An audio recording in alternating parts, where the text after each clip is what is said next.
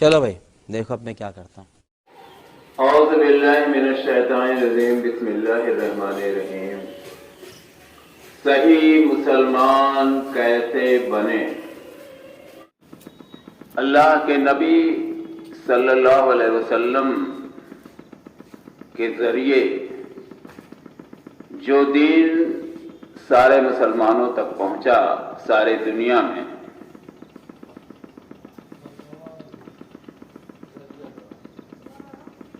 اس دین کو سب سے زیادہ بہتر طریقے سے صحیح طریقے سے سمجھنے والی ذات مبارک صحابہ کرام کی ہے. اس پر ساری دنیا کے مسلمانوں کا اتفاق ہے اور یقیناً ہونا بھی چاہیے، اس لیے کہ وہ ایک ایسی جماعت ہے جس میں 10 لوگوں کے بارے میں تو اللہ تبارک تعالیٰ نے دنیا میں ہی سرٹیفکیٹ دے دی ہے اشرا و بشرا کو کہ یہ لوگ فلاں فلاں جنتی ہیں. بقیہ لوگوں کے بارے میں بھی بہتر گمان ہی کیا جا سکتا ہے. انشاءاللہ تعالی سارے کے سارے صحابہ کرام اسی اس پر کھڑے اتریں گے. اب ان لوگوں نے قرآن کو جس طرح سے سمجھا، چونکہ ان کی لینگویج بھی عربی تھی، مادری زبان عربی، قرآن شریف عربی میں، اللہ کے نبی صلی اللہ علیہ وسلم کی زبان مبارک عربی، حدیث کی ساری باتیں، قرآن کی ساری باتیں وہ ڈھنگ سے سمجھنے کی صلاحیت رکھتے تھے. اب ہم کو دیکھنا چاہیے کہ ان لوگوں نے قرآن کو اور حدیثوں کا کیا مطلب لیا. جب تک ہم یہ کام نہیں کریں گے اور اپنے فرقوں کو، اپنے بزرگوں کے اقوال کو قرآن اور سنت پر فوقیت دیں گے، سپرسیڈ کرائیں گے، تو کبھی بھی ہم دین کو سمجھ نہیں سکتے.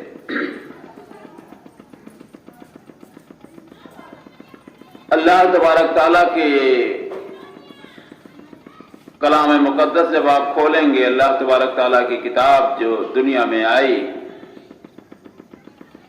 تو آپ پائیں گے کہ اس کلام مقدس میں سب سے زیادہ زور دیا گیا ہے وہ توحید پر دیا گیا. سب سے زیادہ اگر مذمت کی گئی ہے تو وہ شرک کی مذمت کی گئی. آپ پڑھیں گے، آپ مطالعہ کریں گے تو پائیں گے کہ کس شدت سے یہ مسئلے اٹھائے گئے ہیں اور کس طرح سے اللہ تبارک تعالیٰ نے انہیں سمجھانے کی کوشش کی کہ ایک معمولی عقل رکھنے والا آدمی بھی اگر واقعی دل سے سمجھنا چاہے گا تو اسے بڑے آسانی سے باتیں سمجھ میں آ جائیں گی. توحید نام ہی اسی کا ہے کہ ایک اللہ ہی دونوں جہاں کا مالک و مختار ہے، وہ تنہا ہے، نہ اس سے کوئی پیدا ہے نہ وہ کسی سے پیدا ہے، وہ ہمیشہ سے ہے اور ہمیشہ رہنے والا ہے، اور وہی ایک ذات مبارک ایسی ہے جس کے قبضے قدرت میں ساری طاقت و قوت ہے. اب رہا سوال طاقت و قوت کا. جیسا کہ عام طور پہ آپ بحث میں سنتے ہیں،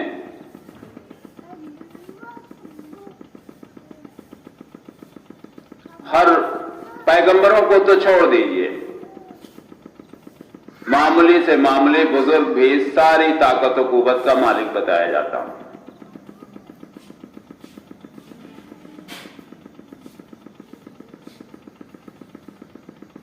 اب سوال اٹھتا ہے کہ واقعی اگر اللہ تنہا ہے، وہی سارے جہان کا مالک و مختار ہے،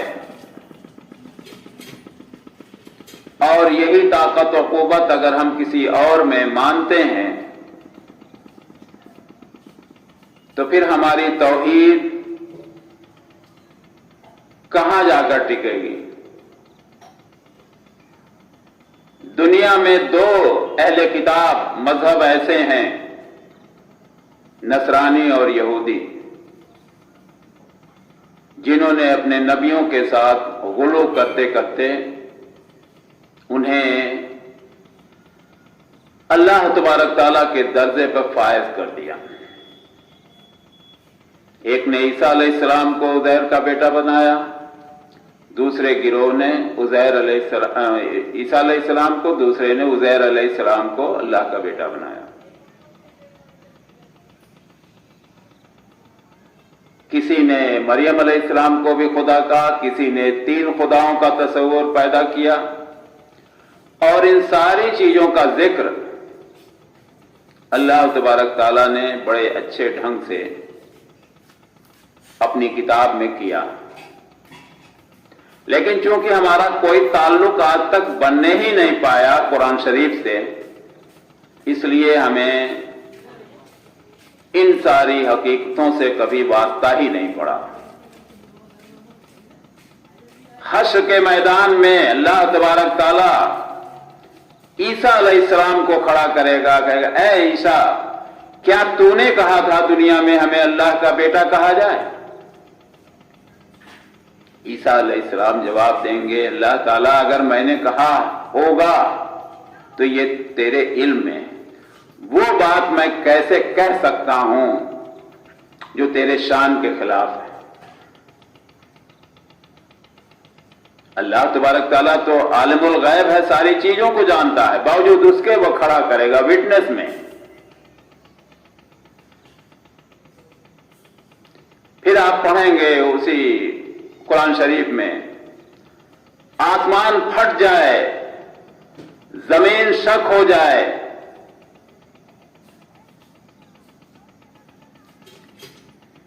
لوگ عیسیٰ علیہ السلام کو اللہ کا بیٹا تصور کرتے ہیں۔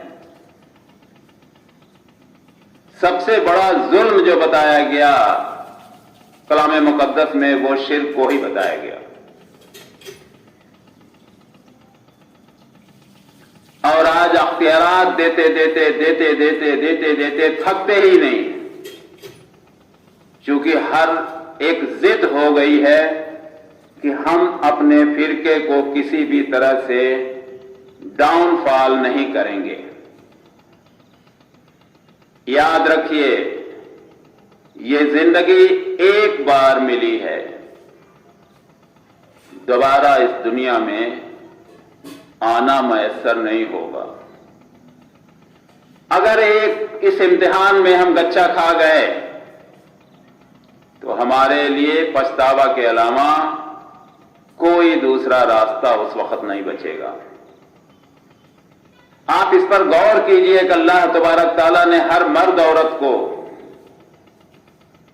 علم دین سیکھنا فرض قرار دیا ہے۔ وجہ کیا؟ چونکہ اللہ کو ہر وجہ معلوم ہے،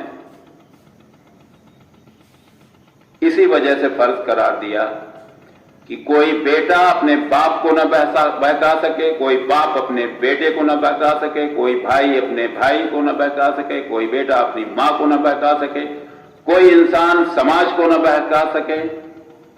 اس طرح کی ساری چیزیں ایک طرف کر کے اللہ تبارک تعالیٰ نے سب کے لیے یہ کمپلسری کر دیا کہ یہ اس کا مطلب یہ نہیں کہ سب علامہ بن جائے گا، لیکن نہیں، دین کی بنیادی باتیں جاننا سب کے لیے ضروری ہے، اور اس کے لیے یہ ضروری ہے کہ جب وہ قرآن کا مطالعہ، حدیث شریفوں کا برابر مطالعہ کرتا رہے گا تو یہ اللہ تبارک تعالیٰ کا وعدہ ہے کہ حق وہ کسی نہ کسی طرح سے آپ کو سمجھا دے گا۔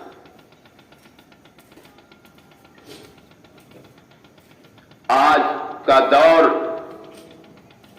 अगर आप देखें तो मुसलमानों के लिए एक गोल्डन चांस है। हर बंदे के हाथ में मोबाइल है। एक वक्त था कि एक तकरीर सुनने के लिए 50-50 किलोमीटर तक लोग जाते थे, सारी रात उनकी खराब होती थी, तब जाके 2-4 उलमाए कराम की तकरीर वो सुनते थे। आज आप चाहें इंटरनेशनल लेवल के लोगों की तकरीरें जिस भी मौजू पर चाहें आसानी से सुन सकते हैं। लेकिन दीन के हवाले से ये जो एटम बम है इल्मी, जो जहालत को खत्म करने वाला, यानी इस्लाम 360, बाकी इस्लाम 360 को इस दौर में आप अल्लाह ताला की निशानियों में से एक निशानी समझें। इस हवाले से